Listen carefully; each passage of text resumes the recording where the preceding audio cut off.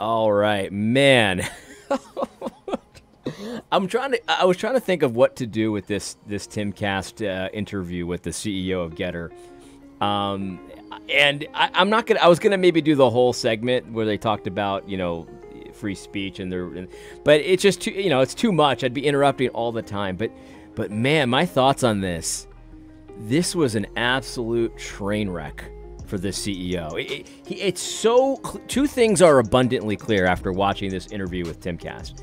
Number one, he's just making it up as he goes along. There are no consistent policies. It's just all just the whims of whoever happens to be moderating at the time. Tim asked him so many examples, and he couldn't give a straight answer. And his excuse was, well, it's hypothetical. I'd have to know a little bit more about it. And then Tim would give him more information, and he'd be like, I don't know. And it's just so clear that they're just making stuff up. But the second thing that's so clear is that he really wants to be respectable. Like, really badly. Like, he wants to be, because because this is the thing, he's working to be not Gab, right? Because Gab is free speech, and it's very clearly free speech. And so there's an ugly underbelly to some of the people that post on Gab, but it's very easy. You just block them, you ignore them, you just move on with your day. It's what adults do, right? But he wants to be the respectable version of Gab, the one that's allowed in the App Store and that's more official. And so, but the problem with wanting to be respectable, and every Christian, by the way, has to deal with this, because you can't be a respectable, faithful Christian anymore. Not in the eyes of the world. The world is too far gone now. And so in order to be respectable, you have to hem and haw and maybe backtrack and say stupid stuff like, well, sodomy is it's not God's best for you. Sorry. And stuff like that. That's the only way to be respectable. But if you believe what God says, and it says, you shall not lie with a man as with a woman, that is an abomination before God. If you just believe it, and you say stuff like that, you're never going to be respectable. So every Christian needs to face this reality and be more like Torba and much less like Jason Miller. But the point is that it gets him into all these contradictions. At one point, he's talking about how he refuses. He wants a respectable place, so he will not show somebody being killed on. It's not allowed to watch a news story where someone's being killed on video, right? Okay, understandable. I don't want to see that stuff either. So if that's your rule, that's your rule. Tim kind of says, well, what if it's newsworthy? Like that doesn't make any sense, because there's these killings that are newsworthy, and we want to show that. But he's like, no, we're the respectable version of Gab. And so that's his rule, right? But because he wants to be respectable in the eyes of the pagans and the eyes of the liberals, the instant question that one of the guys on TimCast, I don't even know this guy's name, he says, what about the George Floyd thing? And that was the perfect question. And I don't think this was a gotcha question. Maybe it was. But the way he asks it, it makes it seem like it was just the obvious thing he was thinking of. And Jason Miller just melts. And he's like, oh, and in his mind, he's thinking, oh, no, because I have to show that, because if I don't show that, then they're going to call me a white supremacist, and they're not going to respect me, but it contradicts everything I just said. And he said, well, maybe that one, if I remember, he died later, right? Like he tried to wiggle out of it somehow. Like maybe that wasn't him being killed. He died later, right? But he didn't. That was him being killed. The video with the guy in the neck and stuff like that. But that's when he was dying, when the knee was on the neck. We understand that. What he died of, allegedly. Well, we're not going to get into that in this video, because that's not what this video is about. But the point is that he instantly caved. And the reason he caved instantly on his principles is because, number one, he has no principles. And number two, he desperately wants to appear respectable. Here's another clip that I found interesting. This guy, look, I've dealt with a lot of CEOs in my life, a lot. And the reason is because of, the business that I do.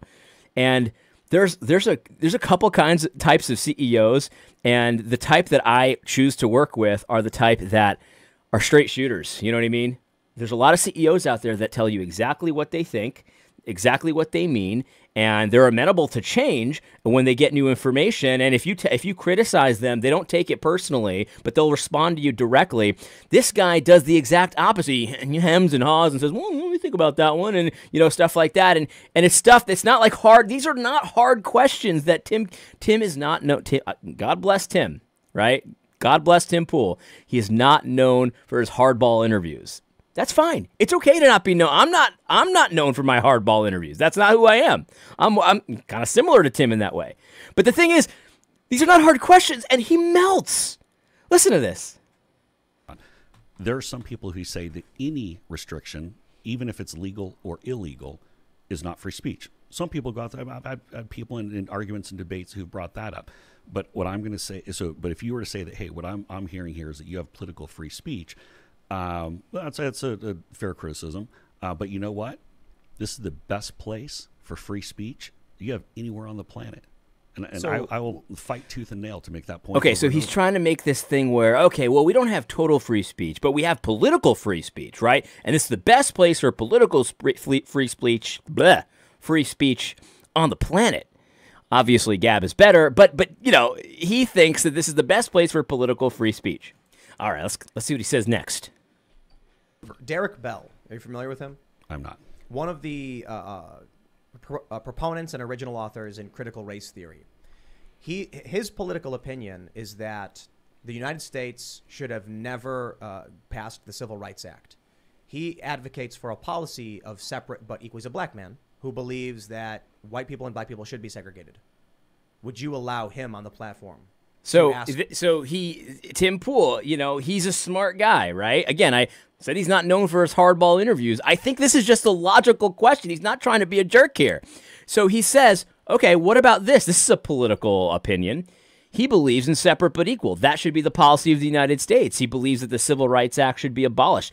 I actually believe the Civil Rights Act should be abolished as well. I don't even think it's debatable that it's been horrible for the country. So Civil Rights Act should be abolished.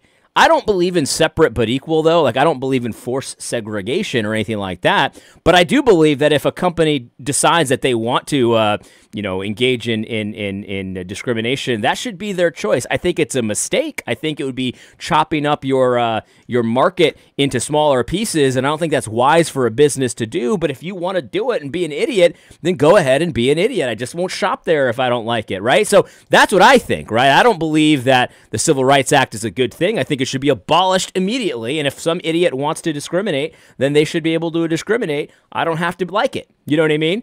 So I agree with that part. Tim asks the question. That's a political view. What say you? Is that allowed on Getter? His followers to come and follow and all that stuff. That's a direct political policy position. Great question, Tim. I would need to get a little bit of a more granular understanding of what he's saying. I need to know more. Can you tell me? And he instantly tells him more. Here we go. What do you need to know, Jason? His stance was that the ruling from the Supreme Court of separate but equal, according to Derek Bell, was correct. And this is one of the big views among Black Lives Matter and critical race theory proponents. They feel that there was a separate economy for the black community that was thriving, that was growing, and that the end of the civil rights era effectively merged the two economies. But because white people had historical power, were able to oppress with the greater power the black community. So he's advocated for a return, or I should say, never allowing the desegregation as a policy position. If someone went on your platform and said, I believe we should, here's a good question. California recently had a proposition that would have stricken the civil rights language from their constitution. Would you allow the Democrats on Getter to advocate for the repealing of California's civil rights provision? And again, political position. This should be easy, right? This is not a hardball question. It's a logical question. It's a good question. I'm not trying to take anything away from Tim Pool. He's a smart guy. There's just no question about it. But it's not a hardball. You should be able to hit a grand slam on this one every day of the week. Yes, that's allowed. You should be allowed to do that. This is the political free speech juggernaut that will take on big tech. That's what he says, right? Let's listen to him. I would need to go take a look at that, get a little bit more. So he's deciding. So this is the point. He gets to decide, him and his little crew of micromanagers gets to decide which political opinions are allowed to be discussed. This is not free speech. I saw somebody on Andrew Torba's his feed say, to Getter, free speech is just a marketing line. It's a tagline. It's not, doesn't mean anything, because here he's saying, and earlier in this interview, or maybe later, I can't remember, he's like, well, what Twitter, we're not doing what Twitter's doing. What Twitter's doing is saying what's allowable to be talked about. We only want this political view to be pushed forward. That's what you're doing. Don't you see? That's exactly what you're doing by deciding whether or not a political opinion is allowed to be discussed on your stupid platform. It's just, my goodness gracious. This is just so pathetic. The whole interview is like this, where Tim is asking good questions, and it's, again, not hardballs, not trying to get a gotcha in, nothing like that, but just logical questions that arise. And he can't answer any of them, not because he's an idiot. I don't believe Jason's an idiot, but because he's got a dual mandate in his mind. One, he wants to be respectable, and two, he wants to have the power. He wants the control to decide what's allowed and what's not. He's kind of a bit of a megalomaniac in this regard. He's no different than Dorsey, except he's more junior. I don't know if he's actually junior, but a junior Dorsey. With some of the hypotheticals, overtly allowing for the discrimination based on race. Well, obviously, if you were out there advocating for the blatant discrimination purely based on race, then that's not something. So Harvard is banned from Getter. I would say if Harvard overtly has policies discriminating. I mean, this is just like shooting fish in a barrel for Tim. He's not an idiot. Tim, look, he's got that beanie on. Maybe he looks like a stoner, but he's not. He's not a fool. So he's like, okay, so what you're saying is that overt discrimination is not allowed on Getter. And he says, yeah, that's right. And then so Harvard's not allowed. And Jason can't catch up because he's just trying to make stuff up on the fly. He's got no principles. And so it's like, he's saying Harvard, this is weird. Well, obviously, Harvard does discriminate based on race. I mean, they've got discriminatory standards for acceptance and probably for scholarships. There's all kinds of discrimination based solely on race going on at Harvard, but not just Harvard, at many, many places that now wouldn't be allowed on Getter because he says so, except they would be allowed on Getter. See, this is the problem with this, right? He's got these standards, allegedly. They're not real. He doesn't actually have them. He just wants to appear respectable. And so Harvard, of course, would be allowed to be on there advocating for discriminatory policies, but undesirables won't, right? And this is the issue. He asks at one point in this interview, Ibram Kendi X can't come because he advocates for discrimination to make up for past discrimination. Ibram Kendi X advocates for sinning your way out of sin to make things right. And he goes, oh, well, I don't know. I mean, I don't really know him. But of course, we all know what the real reality is here. Ibram Kendi X, of course, would be allowed because Jason is desperate to be respectable, but Fuentes will never be allowed because Jason is desperate to appear respectable, even though it's an obvious double standard, even though there's no fundamental reason one is allowed and the other's not allowed. Listen, that's just the reality. Are you allowed to say critical race theory on Getter? Of course you are, even though it's fundamentally discriminatory, fundamentally evil, right? But you can't say Groyper. Why can't you say Groyper? At one point they ask him, I think he even says, define Groyper, or what's a Groyper?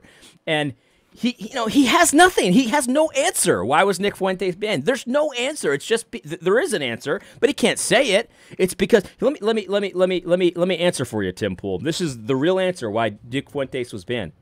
Well, because how am I going to appear respectable to the pagans and the liberals if I allow Nick Fuentes here? That's the real answer. Like SAT scores for admittance for Asians have to be higher than white people. Have to be way higher than white people.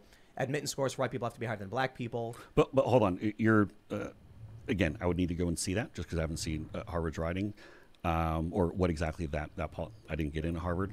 Sorry, guys.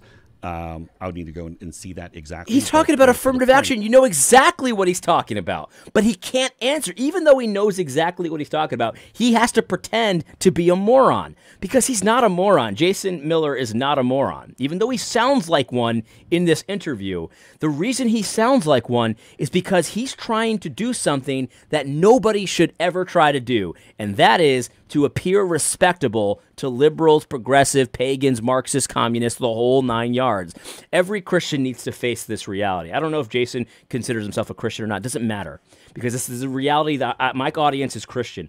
You will not appear reasonable. You will not appear nice. You will not appear palatable in any way to the world if you're faithful. If you're faithful, it'll never, ever, ever happen. If you just have the audacity to believe what God says without apology, without backtracking, without softening, if you just have the shocking gall to do it and just say, God says this, and so I believe it. I believe God created the world in 6 days. I believe that when God created the world, there was waters dividing by the waters, but the firmament and all that kind of stuff. I just believe that stuff, right? I just believe it. That's how God created the world. And then when Noah's flood, you know, the heavens opened up. I believe that the heavens opened up and the waters from above came down and flooded the whole world. I believe all that stuff, right? I believe that David fought Goliath, and Goliath was a giant. He was a real giant, not just like Akeem Olajuwon. I believe he was an actual giant, and there were giants back in the day. I believe in dragons. I believe that there were real dragons, like not just, you know, a big animal like an elephant. No, I believe it was a dragon because God says so, a fire-breathing dragon. Like, you'll never appear smart to them. But Jason is on this mission. He wants to somehow capture the conservative, you know, free speech loving audience while still remaining palatable to the mainstream, and that is not possible. And God bless Torba, because he long ago let go of this idea that appearing respectable to pagans was something that was a worthy goal. He long ago jettisoned the idea that appearing reasonable to people that are so sick that they don't understand that it's not a good idea for demonic creatures to be teaching your children in school. Like, it's not a good idea to try to appease them. Jason has not learned that lesson, and Jason looks to me to be trying to cash in on the idea of free speech as a marketing slogan.